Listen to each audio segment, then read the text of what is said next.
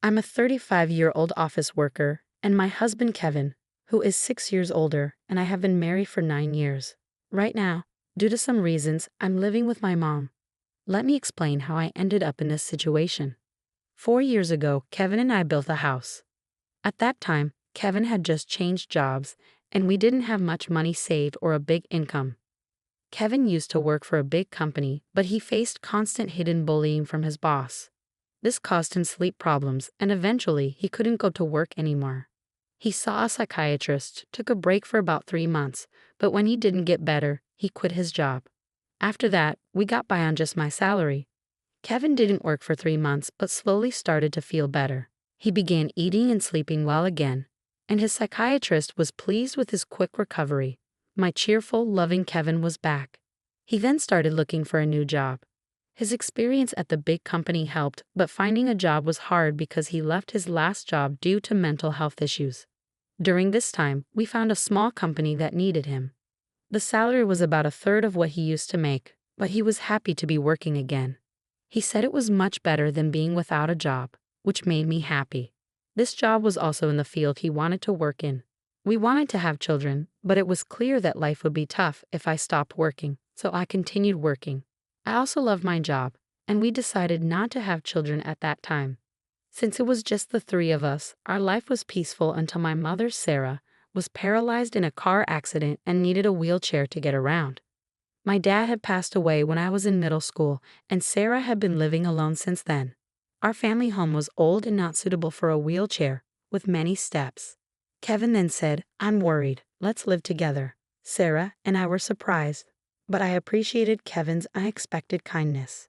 Since Kevin had just changed jobs, we were unsure about the future, but we decided to apply for a mortgage. As we expected, it was tough to get a loan because Kevin hadn't been at his job for long. However, we were determined and didn't give up. After trying with several mortgage companies, we finally found one that worked with us and approved our loan. We bought our dream home, which I had always imagined, filled with the smell of wood, thick wooden beams on the ceiling, custom storage spaces, a kitchen tailored for my height, and spacious cypress flooring. Importantly, it was a single-story, barrier-free house, perfect for living comfortably in a wheelchair. We were excited as the house was being built and visited the construction site every day. When our carefully designed home was finished, it had a large yard where my mom, who now seldom went outside, could enjoy sunbathing. However, there was a catch with the land. It was given to us by Kevin's grandfather, who adored Kevin.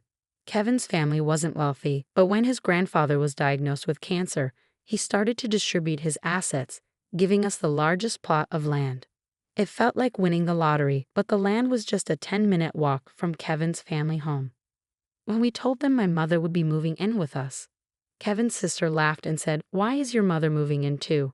How shameless is your family?" Kevin's mother told me marrying someone different like you would bring trouble. She also harshly said it was terrible for her son to have to care for an old person and called me a curse. Even then, Kevin stood up for my mother and me.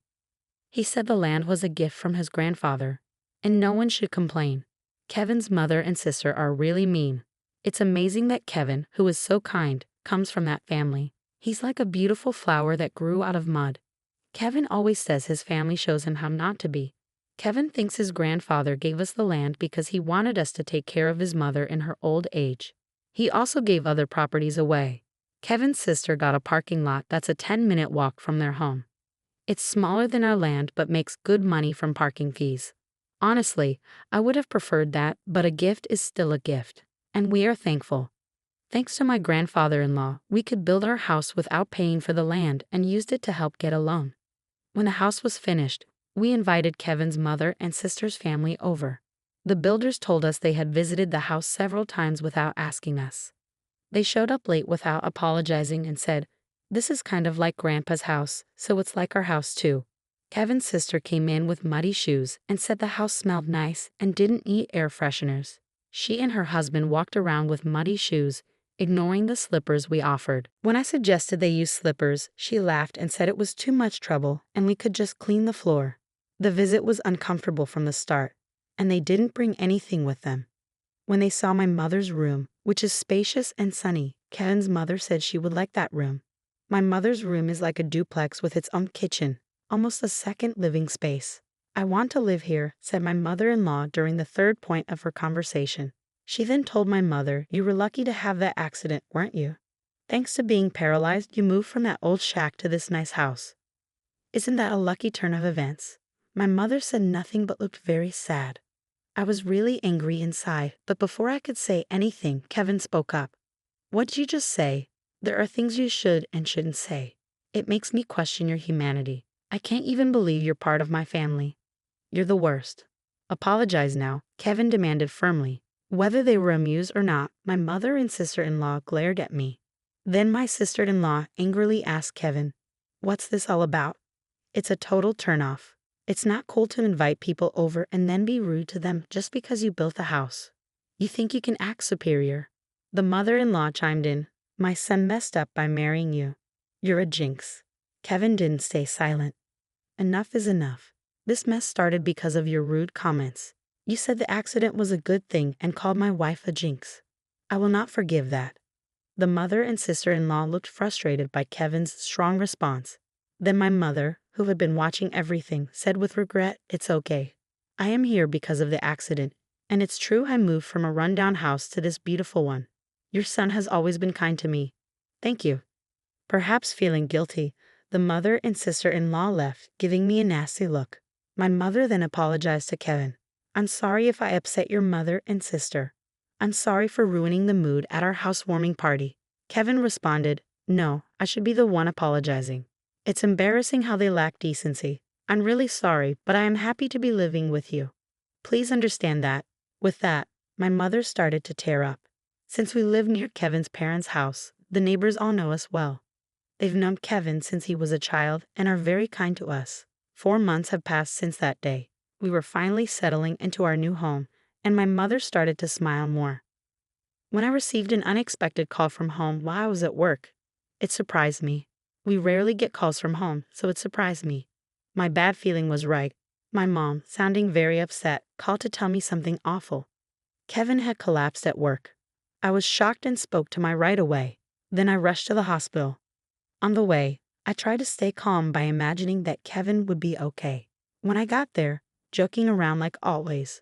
But when I arrived, it was a shock to see him with so many tubes attached to him. We had plans to go to a movie that weekend. The doctor told me Kevin was in critical condition and might not wake up. I felt like I was in a movie. I couldn't even cry. Despite my prayers, Kevin passed away at the hospital. My shock continued as my mother and sister-in-law arrived when they heard Kevin had died. My sister-in-law accused me harshly, asking if I had poisoned him or if I was after his life insurance.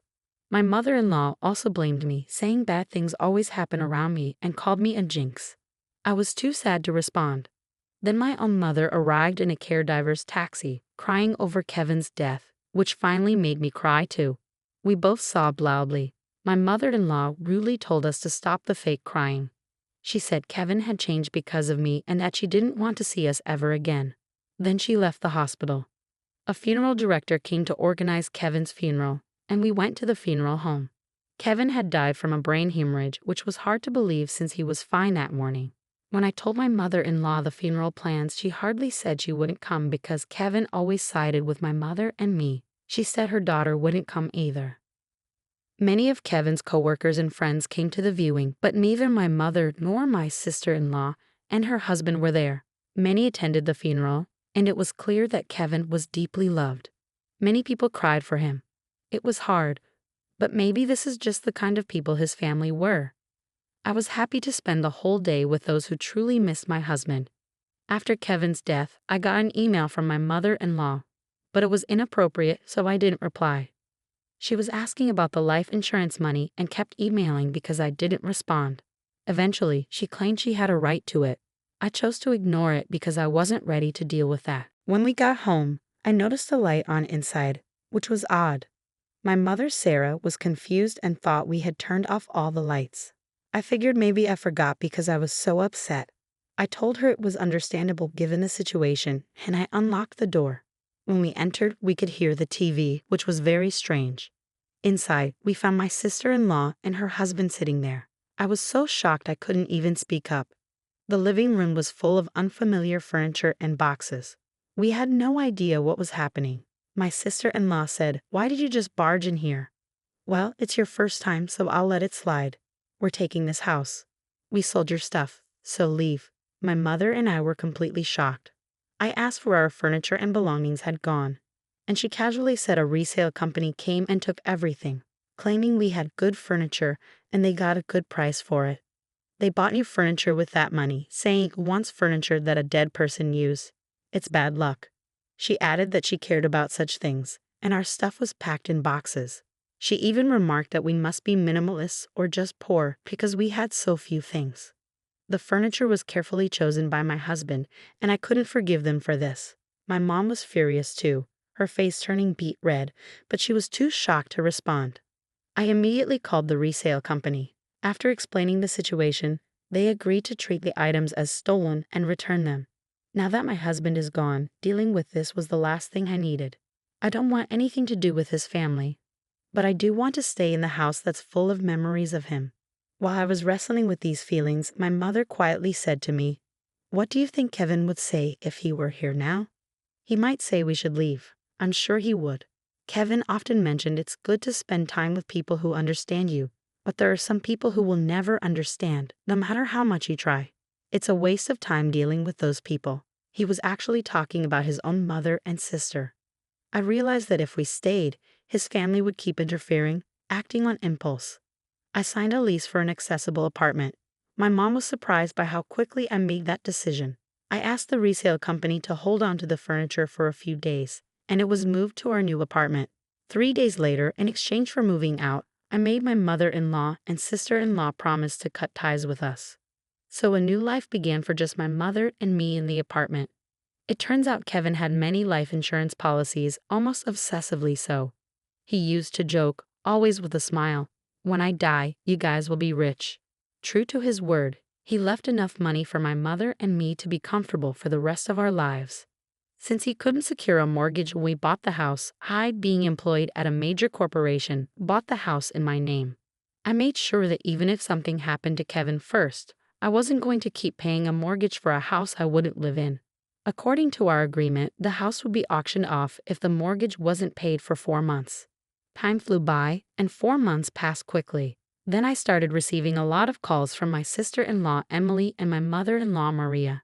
My call history was filled with their names, and it was getting scary, like something out of a horror movie. They were incredibly persistent, so I finally answered the phone. They were furious because the house was being sold. Apparently, when they tried to return to the house, they found out they couldn't get in because of a seizure notice. Emily and her husband had moved out of their apartment since Kevin passed away, and Emily had also quit her job. I suggested they move back into their parents' house since they were panicking about suddenly being homeless. Surprisingly, Maria had gotten so caught up in gambling that she couldn't keep up and had sold her own house. It turns out they had been living together for the past 5 months. I also heard that they sold their main source of income, a parking lot in front of the train station, a long time ago. Now Maria and Emily's family are completely homeless. When Maria said, "I'm sorry for everything. Let's get along. Can you lend me some money, please?" I replied, "I think it's best if you stay away since I'm a jinx. We're strangers now that we've severed ties." Maria was quiet after mumbling weakly. In my mind, I was thinking, who's the real bad luck charm here? Then when I said I wouldn't lend them a single cent, Emily, who had been listening next to Maria, shouted, "You devil. Bring us the money right now. I am a devil and bad luck, so I'm going to hang up now."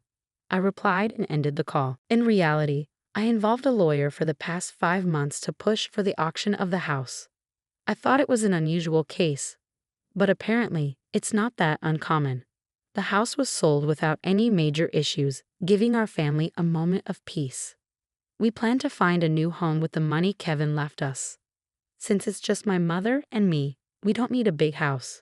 We'd rather prioritize security as 2 women living together. So I chose a condominium with minimal noise disturbance. I remember something my husband always said when we built our home. People can get energy from the sun. So let's create a place where the mother-in-law can enjoy her hobby of reading in the garden without feeling self-conscious. With those words, he had made a spacious courtyard for her. It's heartening to hear that you found a condominium with a spacious balcony where your mother-in-law can enjoy her coffee and reading. While the new place may be smaller than your previous home, it's comforting to know that you're able to keep some of the furniture your husband likely chose. The sale of the house, which was on the expansive land gifted by Kevin's grandfather, fetched more than expected, providing a solid financial foundation for your family's future. The decision to invest in a luxurious condominium with top-notch security features is a testament to your late husband's cautious nature, and it undoubtedly brings you a sense of peace in the wake of the tumultuous events involving your in-laws. Since Kevin's passing, life has taken a dramatic turn, and navigating the fallout from his family's actions has been emotionally draining. Following the auction of the house, Maria and Emily found themselves without a place to live and ended up in public housing. Despite their efforts to secure financial assistance, they've resorted to disruptive behaviors, such as hosting barbecues on their small balcony, which have left the community incredulous.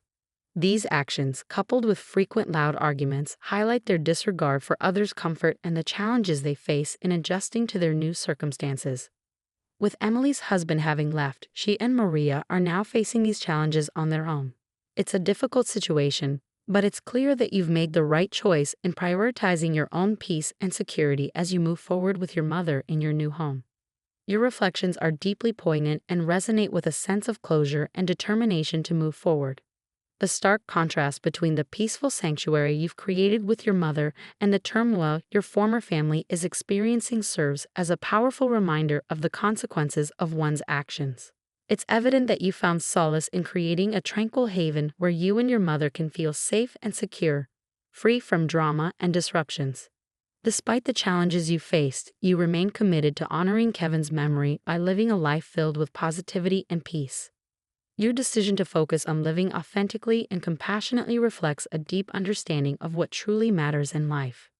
As you navigate this new chapter, guided by Kevin's spirit of kindness and resilience, you're determined to live in a way that would make him proud. Your journey of resilience, growth, and honoring Kevin's legacy serves as an inspiration to cherish the moments of silence, savor the memories, and embrace the beauty of living well. As you continue on this path, may you find comfort and strength in the love and laughter you shared with Kevin, and may your chosen sanctuary continue to be a source of peace and joy in your life.